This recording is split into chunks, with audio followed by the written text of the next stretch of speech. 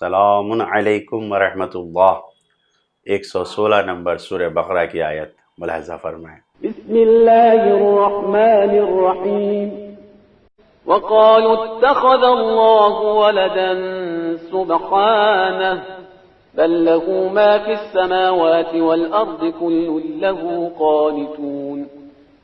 یہودی کہتے ہیں کہ اللہ کی اولاد بھی ہے، حالانکہ وہ پاک اور بے نیاز ہے۔ زمین و آسمان میں جو کچھ بھی ہے سب اسی کا ہے اور سب اسی کے فرما بردار ہیں۔ اہل کتاب یعنی یہودی اور عیسائی اور مشرکین دونوں اپنے اپنے اعتبار سے اللہ کے لیے اولاد کا خیال کر رہے تھے کہ خدا کی اولاد ہے۔ یہودیوں کے لیے قرآن نے کیا بیان کیا؟ قالت الیہود عزیر ابن اللہ، یہودیوں نے کہا کہ عزیر اللہ کے بیٹے ہیں۔ عیسائیوں نے کیا کہا؟ قالت الیہود المسیح ابن اللہ، یہودی قالت النصارى المسیح ابن اللہ، مسیح خدا کے بیٹے ہیں۔ ایک عزیر یہودیوں نے کہا کہ وہ خدا کے بیٹے ہیں، عیسائیوں نے کہا کہ مسیح خدا کے بیٹے ہیں۔ مشرکین کس کو کہے؟ انہوں نے کسی کو، ظاہر ہے وہ مانتے تو تھے نہیں، انہوں نے فرشتوں کو ہی اللہ کا بیٹا اور اللہ کی اولاد بنا دیا۔ یجعلون للہ البنات، فرشتوں کو اللہ کے لیے اللہ کی بیٹیاں قرار دے بیٹھے۔ اس آیہ مبارکہ میں ان تمام وہم و خیالات و یہ جو بیہودے خیالات ہیں، وہم ہیں، سب کے نزدیک ان سب کو اکٹھا تردید کی گئی ہے، سب کو باطل قرار دیا گیا ہے، غلط قرار ٹھہرایا گیا ہے۔ اللہ کی ذات ان سب سے منزہ ہے، پاک و پاکیزہ ہے۔ اللہ کو اپنے آپ سے مقایسہ کرنا، اپنے خود جیسے انسان سے، اپنے آپ سے اللہ کا مقایسہ کرنا قطعاً غلط ہے۔ انسانوں کو اولاد کی ضرورت ہے تو اس کی معقول وجہیں بیان کی گئی ہیں، کیوں آخر انسان کو ضرورت ہے اولاد کی۔ اس کی پہلی وجہ یہی بیان کی گئی کہ انسان کی عمر محدود ہے اور انسان چاہتا ہے کہ ہماری نسل اس دنیا میں باقی رہے، ہمیشہ باقی رہے۔ جیسی جس کی فکر ہوتی ہے، سوچنے کا انداز ہوتا ہے، ویسے اس لیے وہ نسل کی بقا چاہتا ہے۔ کچھ اس لیے نسل کی بقا چاہتے ہیں کہ جو اس نے مال اکٹھا کیا ہے میرے بعد میری اولاد اس کو باقی رکھے، اس کو ترقی دے۔ کچھ اس لیے نسل کی بقا چاہتے ہیں کہ میں نے جو نیک کام کیے ہیں اگر کچھ کمی رہ گئی ہے تو میری اولاد میرے بعد میرے لیے نیک کام کرے۔ تو انسان کی عمر محدود ہے، اس لیے وہ نسل کی بقا کے لیے اولاد کو چاہتا ہے۔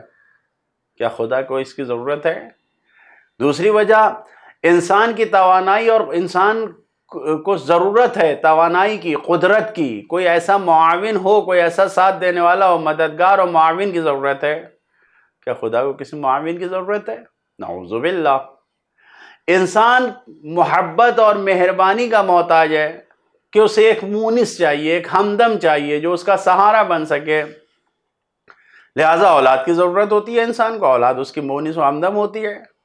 لیکن آپ غور کریے، بتائیے کیا اللہ تعالیٰ ان تمام ضرورتوں میں سے کسی ایک ضرورت نہیں، اللہ تعالیٰ ان ساری ضرورتوں سے منزہ ہے، برتر ہے۔ زمین و آسمان کی ہر چیز اس کے لیے ہے، سب اس کی خدمت میں متواضع جھکے ہوئے ہیں، فرما بردار ہیں، سب اس کی خدمت میں سر خم کیے ہوئے ہیں، ساری چیزیں جو کچھ زمین و آسمان میں ہیں۔ لہذا جو پیغامات اس آیت سے مل رہے ہیں، پہلا پیغام یہ کہ ایسا معبود، ایسا اللہ جس کے سامنے زمین اور آسمان جھکے ہوئے ہوں، کیا اس کے پاس کوئی کمی ہو سکتی ہے کہ وہ اپنی کمی کے لیے اولاد تلاش کرے، اپنی کمی کو اولاد سے دور کرے؟ ہرگز نہیں، نعوذ باللہ۔ بل لہ ما فی السماوات والارض سے یہ واضح پیغام مل رہا ہے کہ اللہ کو کسی چیز کی ضرورت نہیں ہے۔ دوسرا پیغام اس آیت میں یہ ہے، خشوع اور تواضع، سر کو جھکانا اور تسلیم ہونا کس کے سامنے؟ جو اس کے لائق ہے، وہ ہستی، وہ ذات وحدہ لا شریک جو تمام کائنات ہستی کا مالک ہے، اس کے سامنے ہمیں سر کو جھکانا ہے، تسلیم ہونا ہے، پتھروں کے سامنے نہیں، بتوں کے سامنے نہیں۔ ایسا نہیں کرنا ہے، ایسی طاغوت اور سرکش طاقتوں کے سامنے سر کو خم نہ کریں۔ جن کے اندر اتنی بھی توان نہیں ہے، لن یخلق الذباب، ایک مکھی بھی جو پیدا نہیں کر سکتے، ان کے سامنے آپ ان کو نعوذ باللہ خدا کا شریک قرار دیں، جن کی خود کوئی قدرت نہیں ہے، کوئی طاقت نہیں ہے، جو خود اپنے آپ کو کوئی نہ فائدہ پہنچا سکتے ہیں نہ نقصان پہنچا سکتے ہیں، قطعاً نہیں ہے۔ ایسوں کے سامنے تسلیم نہیں ہونا ہے۔ لہذا ہماری زندگی کے لیے کیا پیغام ہے اس آیت سے؟ ہم انسانوں کو اپنی زندگی میں یہ یقین کر لینا چاہیے، ہمیں یقین ہو جانا چاہیے کہ ہم سراپا محتاج ہیں اور بے نیاز صرف اللہ ہے، ہم سب محتاج ہیں۔ اس آیت کا پیغام یہی ہے، کیونکہ تم کو ہر شے کو ضرورت ہے، جتنی بھی چیز ہے جس کو شے کہا جائے، جس کو اللہ نے پیدا کیا ہے، ہر چیز محتاج ہے، اس کو ایک ضرورت ہے، لیکن اللہ کو کسی چیز کی ضرورت نہیں ہے، کسی شے کی ضرورت نہیں ہے۔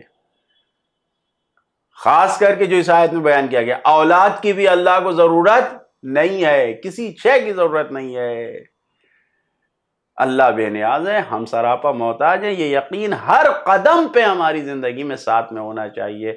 اگر اس یقین کے ساتھ انسان اپنی زندگی کو گزارے گا، دنیا اور آخرت دونوں کی کامیابی اور سعادت حاصل ہوگی۔